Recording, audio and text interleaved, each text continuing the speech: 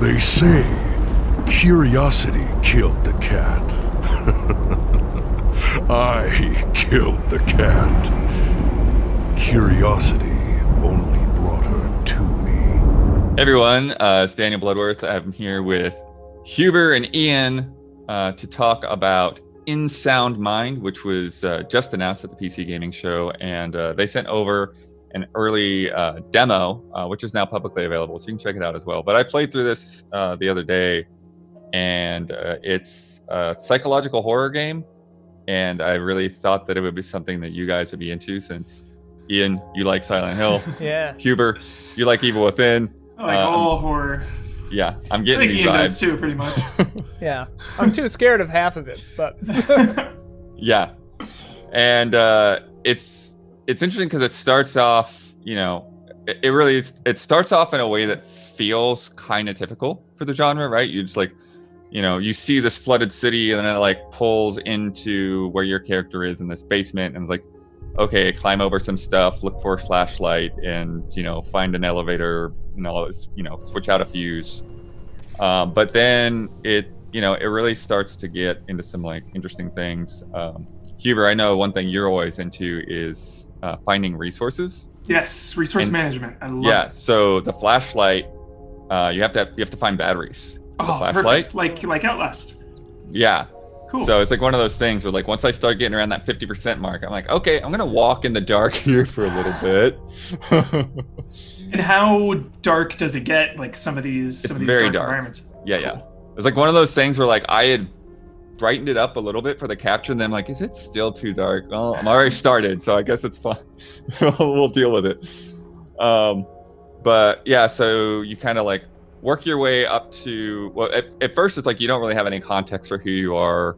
It almost at first sounds like amnesia, but it doesn't sound like that. It just seems like he forgot what happened or what's going on. And then you get upstairs, and there is this doctor's office, like therapist's office, and then you figure out, like, oh, that's yours. And there's also like this guy, very like PT style, that will like call you on the phone every now and then when you get around a phone. And he's got like, the VO isn't the greatest, but he's got that same kind of like menacing tone. Like, this guy hates you. This guy is out to get you. And then you can also go into another room down the hall, and it turns out to be your apartment. And in there, you could get a cassette tape, which you can then play in the tape player in your office. And then that's when the like psychological horror stuff really starts up, because then you walk through the door and you're in like this like kind of purgatory-ish type world where there's like these pathways that are just surrounded by water, and they're like lampposts with tape recorders at them. And so you get to each lamppost to hear like a little bit more of the dialogue and the history of stuff. Is that transition pretty cool? Do you feel like you're in the real world, and then when you go into these more intense locations? The thing is it doesn't feel like even the real world is the real world. Mm-hmm. It definitely feels like it's all a bit, tied into your psyche. There are moments throughout when you will sort of see something, and then like you see like this guy, this character or something, and then he'll just like fade away like mist. And then when you get back from the first area, then you get this phone call, and the guy is saying something about like ink blot tests, and then this creature shows up that looks like kind of like an ink blot in like the form of a person, but then he's got like this light shining for an eye, and oh, cool. And it's, you're supposed to like sneak past it, but so far I haven't figured out how to sneak. Like, I just get spotted every time, and I'm like, okay, run. Ian, isn't the elevator? Isn't your favorite thing ever in games, Ian, jump scares? Oh no. Heavens, no. How are the jump scares, Blood? It's not really jump scary. Okay. Like, it's not like a big bang happens or something like that. It's cool. Very much more, like I said, psychological. Slow burn. You kind of like see something out of the corner of your eye, or you hear a voice somewhere, or one of the like first things is like you turn around and like all of a sudden like there's a chair there with a note on it. And like that wasn't there a second ago, and stuff like that. You might like this, Hubert. You actually have to assemble your gun. So you got this list of clues and like, okay, this part's taped under the desk over in this room and this thing's over there. And then Cool. you've got to get all the pieces and then assemble it. And then you can use your gun against the ink blot guys. The thing you said about how the guy mentions an ink blot and then ink blot monsters show up reminds me of Silent Hill Shattered Memories, kind of, where like you do the psychiatrist stuff and then it starts infiltrating the world a little bit. Mm-hmm. I like that kind of thing. And then I found another apartment with another tape in it, and it had like a woman's name on it named Virginia. And then that really is when going to that tape is when I got to kind of the bulk of the game and it's like the cooler parts.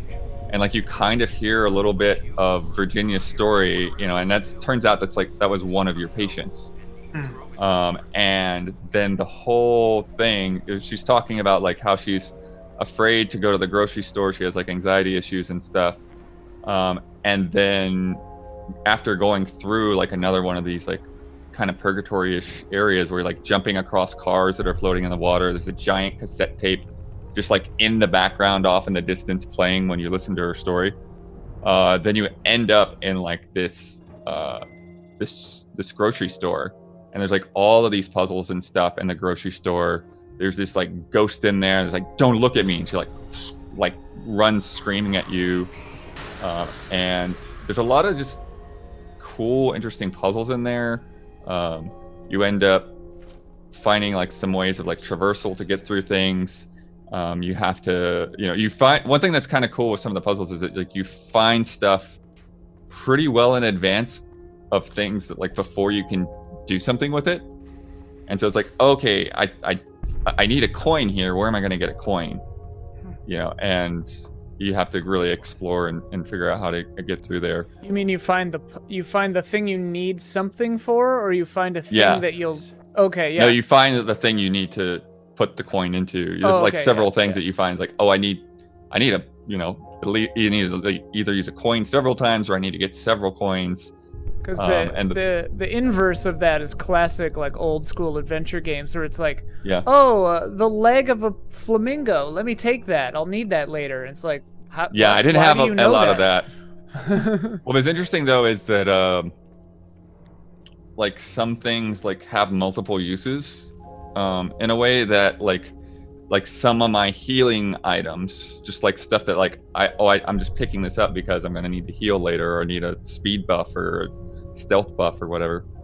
But those were also functional in one of the puzzles. Oh, whoa. So it was interesting. It's like, well, I don't want to eat that because I need that particular thing for this puzzle. I like that. That's a cool idea. Yeah. Is there an underlying threat, Bloodworth, or can you kind of take your time to explore? You mentioned creatures. Is that a constant presence, or? They're not constant, but there are, like I said, there are the ink blot guys that show up every once in a while to where like you either have to sneak past them or, just start shooting. I did end up with like a full set of bullets by the end. And I only got like really close to dying once when there were like 3 ink blots at me. But I think the main thing for me with that is the panic of like, I do not know how to sneak by you because I think I'm being stealthy and then, trigger the alarm.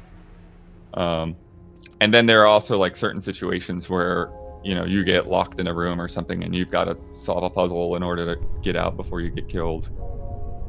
And these creepy mannequins that just like show up and like you look away and then it moves to some other place and you look away and then look, and it's like, what? Very Blink style. Doctor Who. But the way, I'm trying to avoid spoiling it, but the way that like actually, like I said, like very kind of Evil Within Silent Hill style, like the level and the story and the enemies in that level all work together in a very satisfying way. So like it makes me look forward to see like what the rest of the game is going to be like. That intrigues me. Yeah, when everything comes together like that, when the, like Silent Hill, and when the creatures actually represent something and matter and mean something, it's like the best kind of horror. yeah. sure. And there's just stuff in there, like I said, like I look away and I look back and there's just, you know, like you just see things now and then, and like, and then I like start seeing certain things like over and over, and like, okay, what are you? That's I wanna that's know good more. stuff. That's good Yeah. stuff right there. Yeah, it was just like a 2-hour demo, maybe a little bit more, depending on how much you want to explore. But Cool. definitely worth checking out, and you know, playing in a dark room by yourself. Heck yeah. All right. Well, thank you guys for chatting, and yeah, hopefully you get to play the demo soon too. Yeah. Cool. Thanks, Blood. So, Mr. Desmond Wales. Sorry, Dr. Desmond Wales. Tell me, what good is a